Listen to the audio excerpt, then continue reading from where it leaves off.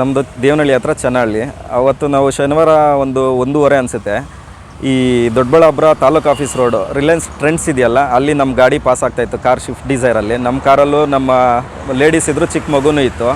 ಹೋಗ್ಬೇಕಾದ್ರೆ ಹಿಂದೆಯಿಂದ ಸೌಂಡ್ ಬಂತು. ಏನು ಅಂತ ನೋಡಿದ್ರೆ ಆಟೋಗೊಂದು school van, Blooms Techno school ಅಂತ ಸ್ಕೂಲು, ಆಟೋಗೆ ಗುದ್ದಿ ಬಂದು ನಮ್ಮ ಕಾರ್ಗೆ ಹಿಂದೆಯಿಂದ ಗುದ್ಬಿಟ್ರು.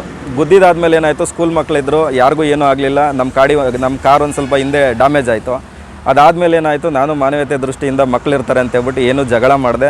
ಅವ್ರದ್ದು ಯಾರ್ದೋ ಇನ್ಚಾರ್ಜು ನಂಬರ್ ಇಸ್ಕೊಂಡು ಮತ್ತೆ ಮಾತಾಡಿದೆ ಅವ್ರ ಹತ್ರ. ಮಾತಾಡಿದಾದಮೇಲೆ ನಾನು ರೆಡಿ ಮಾಡಿಸ್ಕೊಡ್ತೀನಿ, ಅದೇನಿದೆಯೋ ಎಷ್ಟಾದರೂ ಆಗಲಿ ರೆಡಿ ಮಾಡಿಸ್ತೀವಿ ಸರ್, ಆಯಿತು ಹಂಗೆ ಅಂತ ಎಲ್ಲ ಹೇಳಿ ತೊಗೊಂಡೋಗಿ ಅವ್ರದ್ದೇ ಸ್ಕೂಲ್ ಪಕ್ಕ ಇರೋ ಯಾವುದೋ ಗ್ಯಾರೇಜ್ಗೆ ಕಾರ್ ಬಿಡಿಸಿದ್ರು. ಬಿಡಿಸಿದಾದ್ಮೇಲೆ ಏನಾಯಿತು, ಮತ್ತೆ ಭಾನುವಾರ ಬೆಳಗ್ಗೆ ಫೋನ್ ಮಾಡ್ಬಿಟ್ಟು ನಮಗೆ, ಬನ್ನಿ ನಿಮ್ಮ ಕಾರ್ ಇದೆಯಲ್ಲ ಅಲ್ಲಿ ಗ್ಯಾರೇಜ್ ಹತ್ರ ಇದ್ದೀವಿ ಅಂದರು.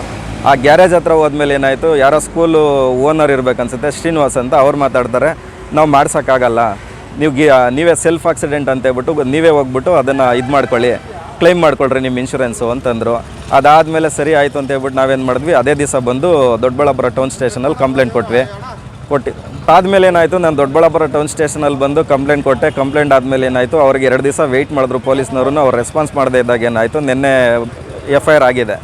FIR ಆಗಿದ್ದಾದಮೇಲೆ ಏನಾಯಿತು, ಅವ್ರು ಸ್ಕೂಲ್ ವ್ಯಾನ್ ತಂದು ಇಲ್ಲಿ ಹಾಕಿದ್ದಾರೆ. ಹಾಕಾದ್ಮೇಲೆ ನಮ್ಮ ಕಾರ್ ಏನು ಗ್ಯಾರೇಜಲ್ಲಿ ಬಿಡಿಸಿದ್ರಲ್ಲ, ಆ ಗ್ಯಾರೇಜಲ್ಲಿ ಕಾರು ಬಿಡ್ತಾಯಿಲ್ಲ. ನಾನು ಬಿಚ್ಚಿದ್ದೀನಿ, ನಾನು ರೆಡಿ ಮಾಡಿದ್ದೀನಿ, 3,000 ಆಗುತ್ತೆ ಅಂತ ಗ್ಯಾರೇಜವ್ರು ಹೇಳ್ತಿದ್ದಾರೆ.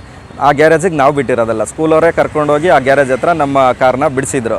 ಬಿಡಿಸಿದಾದ್ಮೇಲೆ ಏನಾಯಿತು, ಈಗ ಗ್ಯಾರೇಜವ್ರು ಬಿಡ್ತಿಲ್ಲ. ಹಂಗಾಗಿ ನಾನು ಅವ್ರಿಗೆ ಓನರ್ಗೆ ಇದು ಮಾಡಿದ್ರೂ ರೆಸ್ಪಾನ್ಸ್ ಮಾಡ್ತಿಲ್ಲ.